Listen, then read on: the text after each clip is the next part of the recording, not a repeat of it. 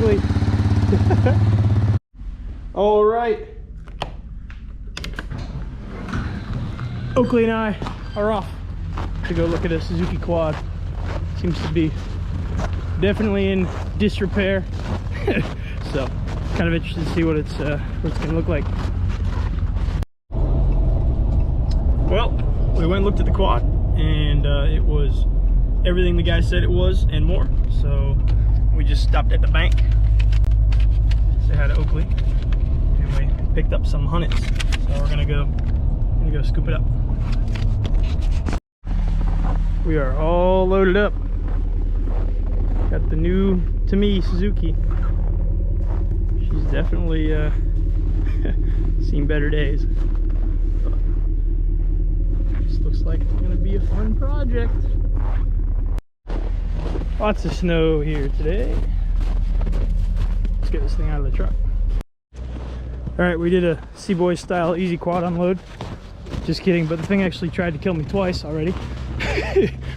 I started up, put it in reverse, and I went to go back it up, and it wouldn't go in reverse, so I put it back in park.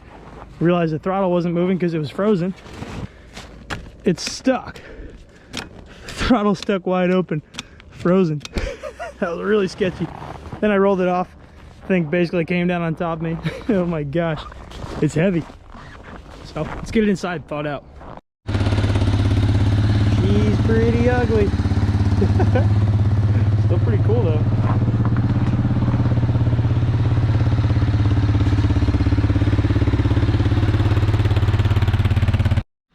All right, we got her inside.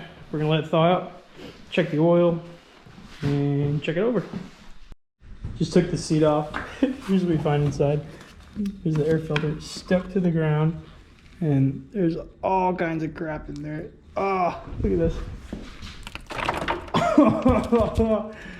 Oh man.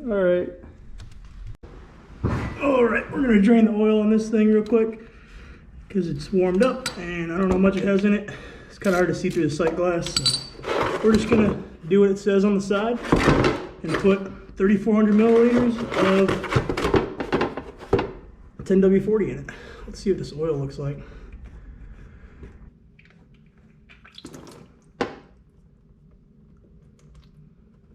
It's a little ugly. All right, well that drains out. I hooked it to this battery tender, and he must have done the same thing because it was red before, blinking red, which is always a good sign. Now it's looking like it's gonna hold the charge. Seems like we got a good battery with it. It's pretty cool. All right, so I'm gonna use this fancy one size fits all oil filter removal tool. I use it for Sarah's Audi, so you can actually crank it on there tight and then hopefully crack it loose like that. Man, this thing's probably original, or they torqued it. That's what you want.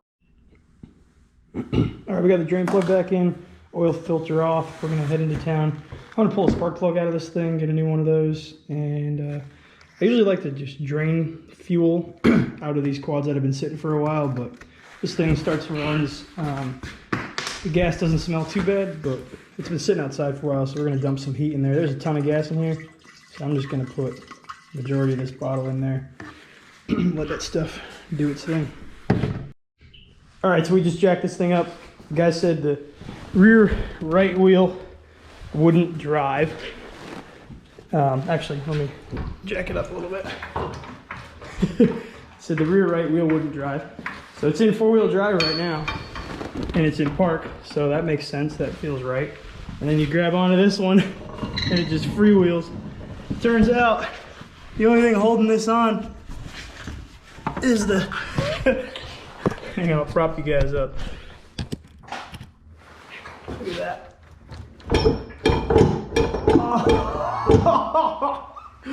Oh, it's so bad. All right, let's rip the tire off, see what we got going on. Now we got the rim off. They Loctited it on, did some redneck stuff too. I don't know what's going on. Anyways, it took a lot of effort to get the rim off. And look at this.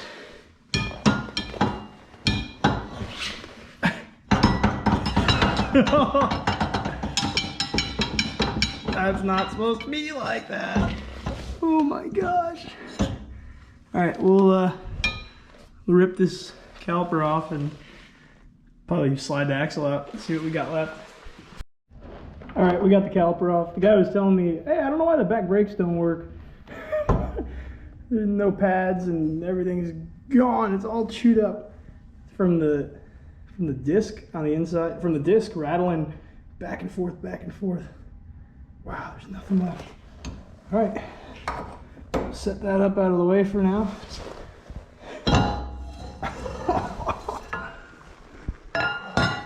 Oh boy. Oh boy. That's not good. Something's not happy in there. All right, in the meantime, I'll top off the antifreeze. It's down just a tiny bit.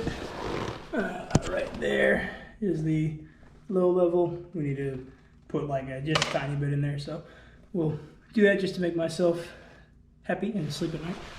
And there's a little fill cap there on the left. Just pop that little rubber piece off and we'll dump some coolant in there. All right, this is gonna turn into a repair video very quickly. So I pulled the caliper out of the way, as you guys saw, set that up here with the zip tie, and that gave me access. I didn't even have to do anything to get the axle shaft out. I don't know if it's stripped. I can't really tell. There's a whole bunch of rust in there. So I want to get a really good look at the inside where that axle, I'm going to call it an axle shaft, I believe that's the correct term, connects to the differential. So I started by pulling these 4 bolts off. They are 14 millimeter nut and bolt. So just pulled those off. That's what connects the swing arm to the axle shaft, the housing, right at this flange right here. So obviously nothing's gonna happen until I remove the housing here. So looks like this hitch bolts on. So we're gonna go ahead and pull the hitch out of the way, and that should give us access to pull this cover out of the way. Might have to jack the machine up with some jack stands just to get this little plastic cover off. And then we should be able to pull the other 1, 2, probably 14 millimeter, maybe 15 millimeter. Let's find out right now. 14 millimeter bolts out of the way, and should be able to get this whole axle tube out this way. And then we can do some further inspection. So let's do it. All right, so we took those 4 bolt hitch bolts out. 1, 2, 3, 4. They're all 14 millimeter. They are Loctited in, so it's not going to be the easiest removal process, but not too bad. So we'll go ahead and move on to taking this other 1 14 millimeter bolt, 2 14 millimeter bolt, and this little plastic cover out. And then we should be able to slide this axle housing out. Let's do it. Cool. So those crack loose fairly easily. This is a 10 millimeter bolt right here, and that keeps this little cover, differential cover, secure. So go ahead and zip that off, and after you get these loose, you'll notice that the whole axle housing becomes loose. So that's a good sign. We should be able to slide this right out, not even have to take the cover off and deal with all that. All right. All right, I just took the axle out, or picked the axle up, and I slid it in here just to see what we got going on. It's stripped. Hoping the axle itself is the part that's stripped. Yep. All right, let's see. So as you saw in the last clip, this is all stripped out. It's probably because the bearings went bad and the axle's wiggling pretty bad in there. So we're gonna go ahead and pull this out. I'm gonna take this plastic cover off next, get that out of the way, and then probably drop the shocks. Definitely gonna take these 4 out so I can pull this axle tube off with these next 2 bolts, get that out of the way, and then we'll just have the housing itself. All right, good stuff. So we're pulling the skid plate off. I just zipped the other 10 mil out this side. And the last thing we have is an Allen wrench, Allen head bolt right here. Another smart thing to do is start putting your hardware back in, because I know it's going to be a long process. I don't know how long it's going to take to get parts, so starting to put the hardware back in where I took it out, marking the right axle tube, and that way I know how to put this thing back together. All right, so the skid plate is off. We're gonna go ahead and pull this shift linkage off. So I just loosened it up. Before I did that, I wanna know which way to put it back to the exact same point. So I went ahead and marked it with a Sharpie going from the actual splines where it connects to where the threaded portion slides on. We'll thread.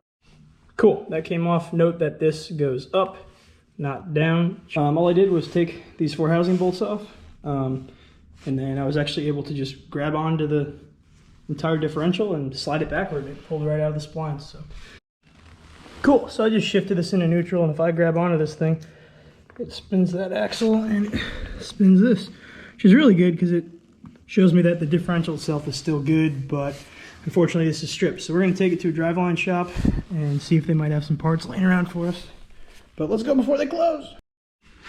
All right, unfortunately they had closed at 5. We didn't make it on time, but I did go to the Power Sports store. I was able to get oil, put the new oil filter on, topped it off, got a fresh new air filter in there. Super important. Got some new vent hose. I sprayed some SCI new bike in a can, high gloss coating SC1, and it seems to restore the plastic a little bit just for fun. What else do we do? Got some rear differential fluid, which I don't think will be needed for a little bit, and front differential fluid. It's the gear wet and brake oil that they recommended, I guess, just for differential stuff.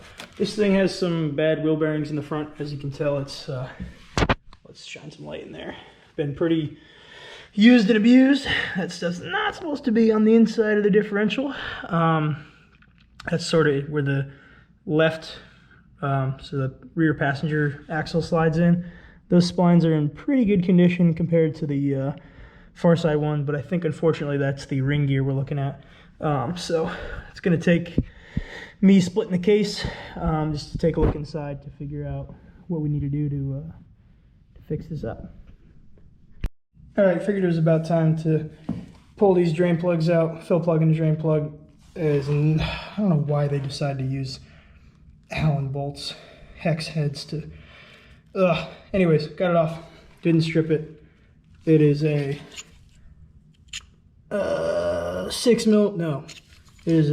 8 millimeter to zip your fill and your drain loose. You're gonna need to tap it in there and pray to God that you can crack it loose. PB Blaster, I recommend. These things just sit in the water, as you can tell. Look at that crap. That's so gross. Funny enough that the fluid that's coming out of there looks to be in great condition. Usually this is a milky, disgusting mess. But no chunks of metal, and they must have changed it. So that's good. I wonder why the splines didn't hold up.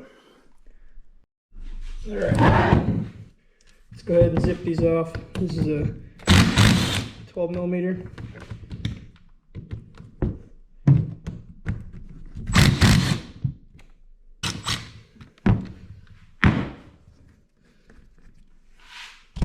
So I have found the easiest way to fix the fact that this is stripped is to replace this. They make repair parts online. If yours is an 03, these are the part numbers for the manual versus the automatic for differential. For manual, the old version is 27300-38880. And the new, this is like the new updated number. If you wanted to replace your rear diff factory, it would be about $1,800 for this assembly. And it's 27301-38830. That's what the superseded number is. If you have an automatic version, it's 27300-38870. That's the old one, and it has been replaced by, which is these numbers are the same, which is fantastic. The automatic version 27301-38830. So in theory, this is the part number you need to replace this housing and search for parts. Everyone and their grandma says they are no longer supported. So good luck. I found a couple on eBay, so I'm going to try and find the best condition and cheapest one, and I'll keep you up to date. But we're going to go ahead and take this housing off because the case itself, or the guts that I'm purchasing, does not come with this, I forgot what this is called, this front shaft, if you will. So hopefully these 4 bolts will allow us to just slide these apart. So let's see what happens.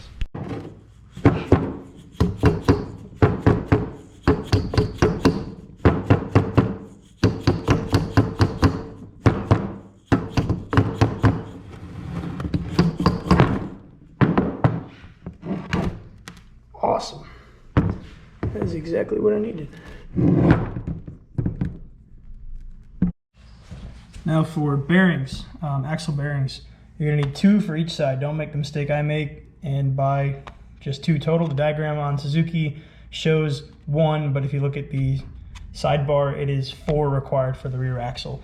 So you'll need 2 for the left side, 2 for the right side of 08123-60067. These are about 25 to 40 bucks a pop, or if you live in Alaska, 90 bucks for 2.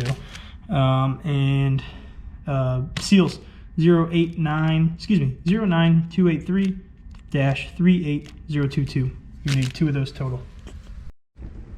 So we're waiting on that differential to show up. I'm gonna go ahead and tear this axle apart, get the tube out of the axle. Get the axle out of the tube, and then apparently buy a new cotter pin. Let me take this cotter pin off.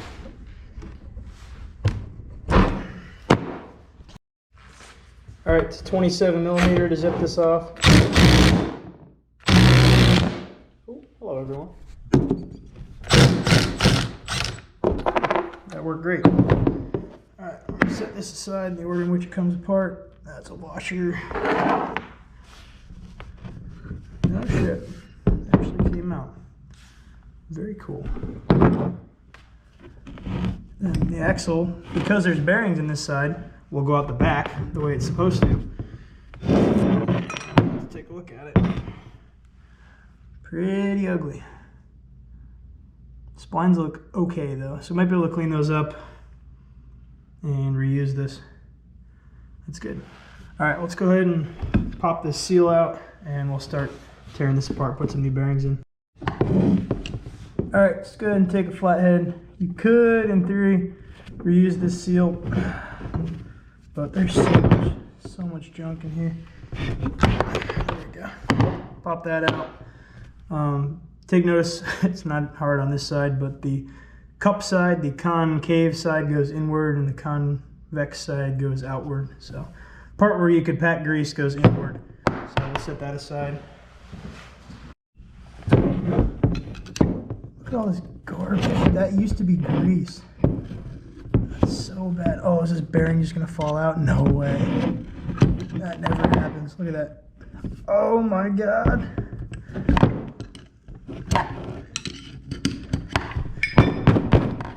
Oh wait, I think there's a cert clip in here, right? Yeah. Look at those bearings. Oh, that's horrible. Look at all that play. Wow. This is the good side too. Damn. All right, we'll go ahead and we're gonna get some pliers in there and we'll pull this out. All right, so if you don't have a set of these, make sure you get them. Basically, all I have to do is put these little 2 pins in that cert clip, the retaining clip, and then go like this, and it'll squeeze this out in theory. Highly doubt it's gonna be that easy. Wow, might actually be that easy. I got one side. All right, so I'm gonna go ahead, since that didn't work as easily, set this down on the table. I'll show you what I'm doing. I will take take my flathead, just give this a little bit of persuasion. If you can get it to spin in there, you got a better chance of getting it out. Let's see what we got now.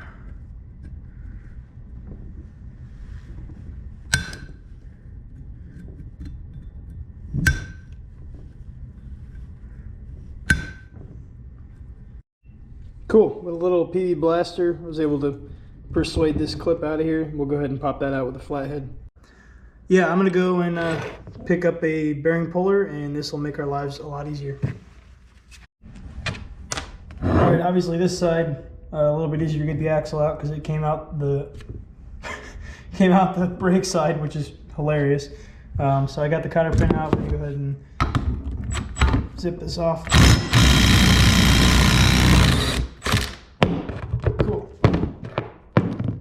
see what we got here. Oh, look at that. We got so lucky. Those are the bearing races. I thought they were going to be welded onto this. All right, cool. That makes my life a little bit easier. All right. On the brake side, it actually broke the retaining clip trying to pull it out. Hopefully we can get the rest of that gunk out in a second here. Man, that's crazy. So rusty. All right, so this is a slide hammer. This is a slide hammer. This is a pilot bearing puller. So the more you thread this in, the more it spreads these ears out. So all you gotta do is shimmer her down on in there and then tighten this up. Then you take your slide hammer and pound it out. I'll show you how it works in a second. All right, make sure she's in there like swimwear. Get your face out of the way, tighten everything up.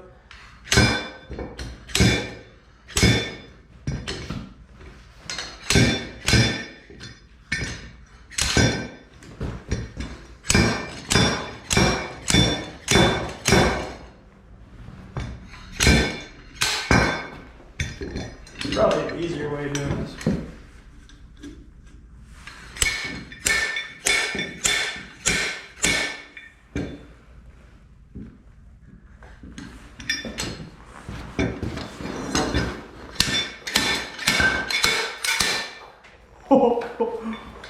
Sending bearing flying. Man, let's loosen this up. Reposition it straight.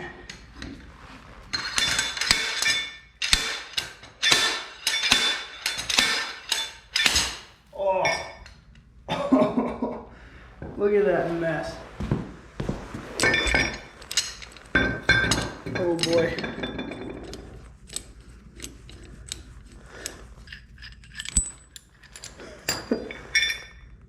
Got some free washers now. That sucks. So we're gonna have to cut the race this way probably. It's getting uglier by the minute.